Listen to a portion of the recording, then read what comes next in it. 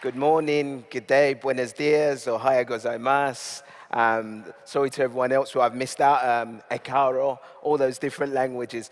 My name is Adia Depitan, and I was born in Lagos, Nigeria. And at the age of 15 months, I contracted polio.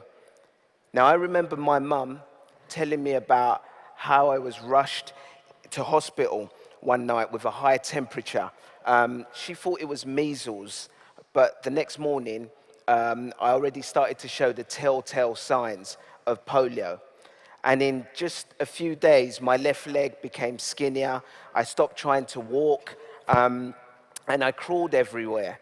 By the time I was 3 years old, my left leg was withered. It was at this point that my mum knew that I would never be able to walk unaided. Now, polio affected most of the left side of my body. It meant I was unable to walk. I couldn't use my left arm that well, and my left leg was very, very weak. And even when I sit down, I struggle with balance on my left-hand side. Now, as a baby, I'm pretty sure all of this meant nothing to me. You know, I was probably more interested in toys, but it had a devastating impact on my parents. My sister's 2 years older than me, and she has Down syndrome. She was born with Down syndrome, and trying to bring up one child with a disability in Nigeria is extremely difficult. Two is almost impossible. My mum wrote a letter to my father, who was studying in London at the time, and they decided to use all their savings and to borrow money from friends and family so we could move to the UK.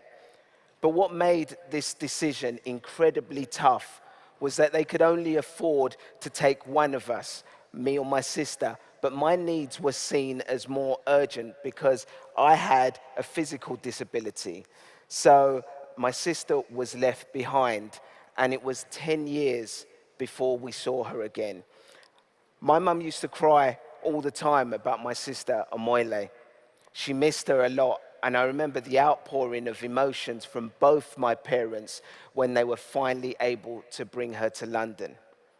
Now, as I said, my parents saved all their money and brought me to the UK, and we ended up settling in a place called Plaistow, which is in the East End of London. And if you're not familiar with Plaistow, it's about a mile from Stratford, where the 2012 Olympic Games and Paralympic Games were held, and it's very close to the English Premier League team, West Ham, Upton Park. I heard some cheers. Come on, you Irons. Now, moving to the UK, we had a number of obstacles to overcome. As I said, I was unable to walk unaided, and I used to walk using calipers. So I don't know if you've ever seen Forrest Gump, and if you remember the scene where he's running from the bullies and his girlfriend says, "Run, Forrest, run," and he's got these iron rods, the calipers in his legs. Those are what I used to have to wear as a child.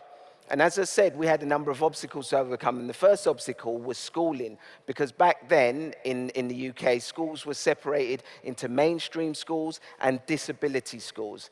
If you were able-bodied, if you were able to walk, you went to a mainstream school. If you were disabled, you went to disability school. But my parents were determined that I should go to a mainstream school, because they felt that I would be surrounded by able-bodied people for most of my life, and I needed to get used to this and and they thought it was the best way to prepare me for later life. But they had to fight tooth and nail with the local education authority to allow me to go to a mainstream school.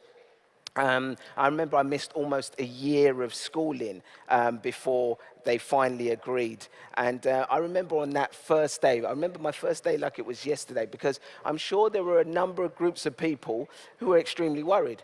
I'm sure the teachers at the school were worried because I was going to be the first disabled child going to the school. I'm sure the education authority were worried because if anything went wrong, they possibly could have got sued by my parents. And I'm sure my parents were extremely worried because, if things went wrong, they would have to pick up the pieces. It was agreed that I was to go to this school in Upton Park called Creedon School, which was 4 stories high, had stairs, no ramps, no lifts or anything like that. And I also remembered that on that first day, I was very, very worried, but my worries were completely different to that of my parents, the teachers, and the education authority. My worries were all surrounding the fact that the day before my first day of school, my mum took me to this very famous market in the East End of London called Petticoat Lane Market. And at Petticoat Lane Market, my mum decided to buy me a pair of pink, checkered, flared trousers.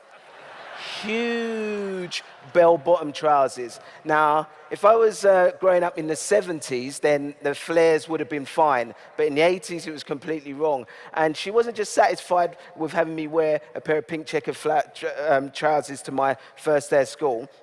She also combed my hair into this big, massive afro, so I looked like this microphone head, and she combed a part in the size of the Channel Tunnel in the side of my hair, and I had this big, fluffy shirt.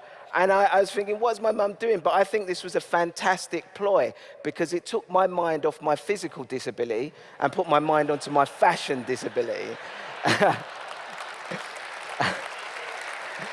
Now, I remember walking to school extremely nervous, thinking, what are the kids going to say? Are they going to bully me? What kind of words are they going to come up with? And I remember walking to school with my dad, and I entered into the playground, and the first thing I saw, because I was always passionate about sport, was a group of kids in the corner of the playground playing football, or soccer to some of you guys. And I was, as I said, really passionate about sport. And I remember walking up to these group of kids and saying, could I join in? And they took one look at my pink checkered flares, my crazy hair, the way I walked, my accent, and they were like, no way, no way. But fortunately for me, I was extremely determined, just like my parents, and I moaned and nagged at these guys all day. And by the final playtime, just to shut me up, they decided to allow me to join in. And the usual thing happened. Two captains picked two teams, and of course, I was picked last. And they said, stick him in goal, where he's out the way and he can't dazzle us with his crazy flares. So there I was in goal, and I kid you not, within the first 5 minutes of being in goal, the best footballer in my school, a guy called Stuart Harvey, broke loose, and he was one-on-one against me. Now, when I remember this moment, I remember it like it was all in slow motion, and there was great music playing. And so let me put this picture into your minds. There I am in goal. Jumpers for goalposts on either side, pink checkered flares, afro hair, fluffy shirt. I had this big Mac or Parker coat with my mittens attached to strings to the coat. And I'm there moving from side to side. Stuart's jinking from right to left. And he blasts this ball. And all of a sudden, I threw myself to one side, and I was able to save what was going to be a certain goal. And in that moment, the whole playground just went silent. And I went from this fashion freak with this dodgy leg to a schoolboy sporting hero all in one afternoon because of that one save.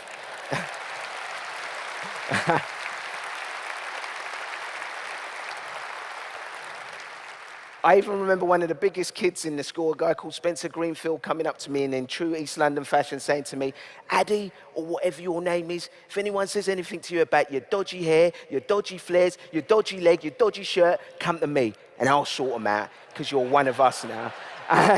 And that was a great moment for me because it made me realize that sport was going to open so many doors and it was going to build so many bridges for me. And school went amazingly for me after that. And I suppose the next key moment in my life was when I discovered wheelchair basketball. And I discovered wheelchair basketball just by total coincidence as I was spotted by two physiotherapists as I was being pushed through the streets in a shopping trolley. And the reason why I was being raced through the streets in a shopping trolley was because I was unable to, keep up with my friends. So we decided the best mode of transport was to go in a shopping trolley. Now, these two physios had set up a sports team, and they wanted me to play wheelchair basketball. I'd never heard of it before, but they took me to a place called Stoke Mandeville. And at Stoke Mandeville, I saw members of the Great Britain wheelchair basketball team training, and it just totally blew my mind. You know, these guys were in state-of-the-art wheelchairs. They had big, massive muscles. They were doing wheelies and stuff. And I thought, this is the sport for me. And I embarked on my dream to become a Paralympian. It took me nearly 16 years to achieve this dream. And when I finally got it, I still remember to this day one of the greatest days of my life, and it happened in April 2000 when a letter came through the post saying, Adia Depitan, you've been selected to represent Great Britain at the Sydney 2000 Paralympics. You know,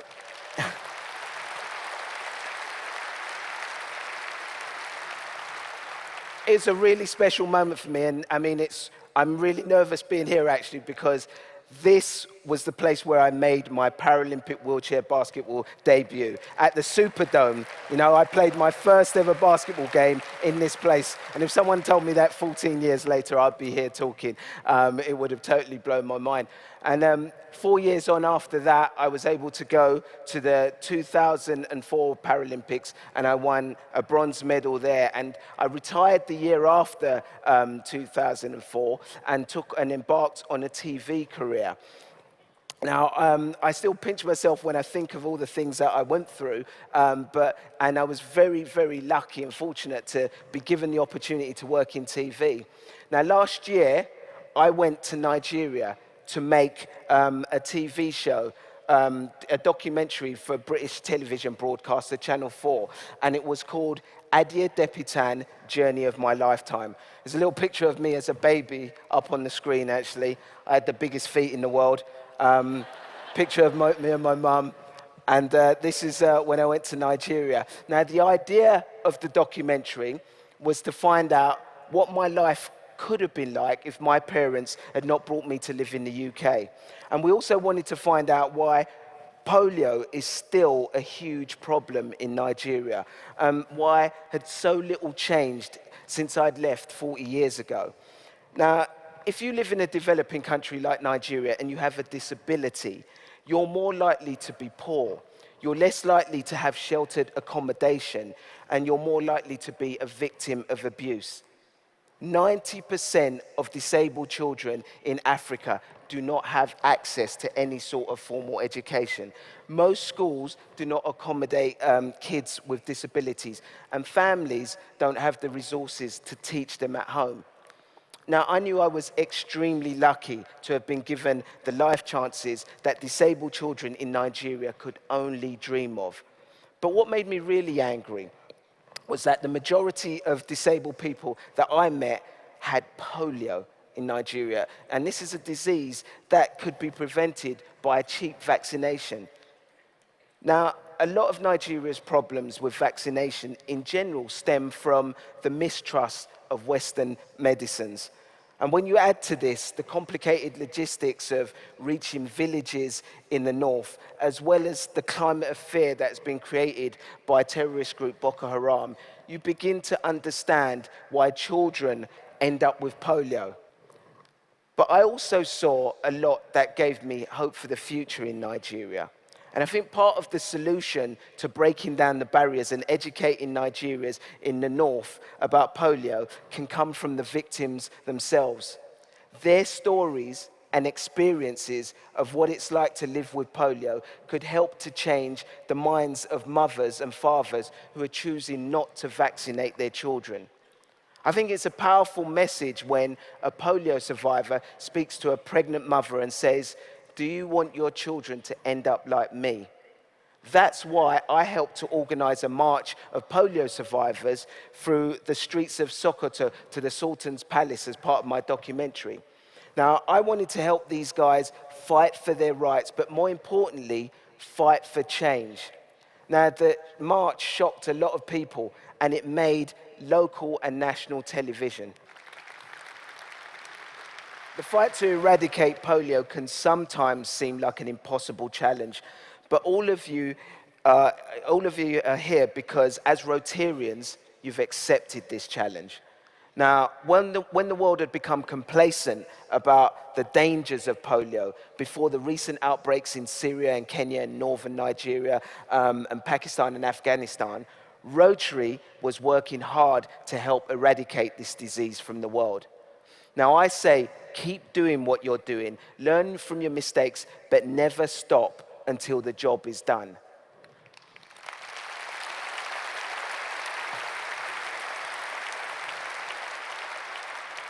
Being an athlete has taught me that sport gives you the opportunity to be better than you were the day before.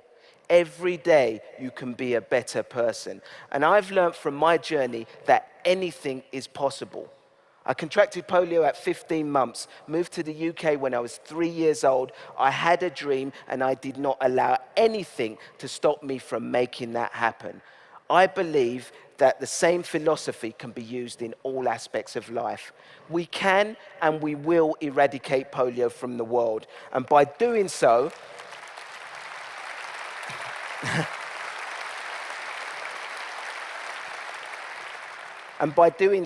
we will create a blueprint to fight other global diseases. Now, let me leave you with this message. Somewhere in the world, right now, there is a child whose hopes and dreams are being crushed because they have polio. All of us, in our own little way, have the power to change that child's life. Thank you very much. Thank you.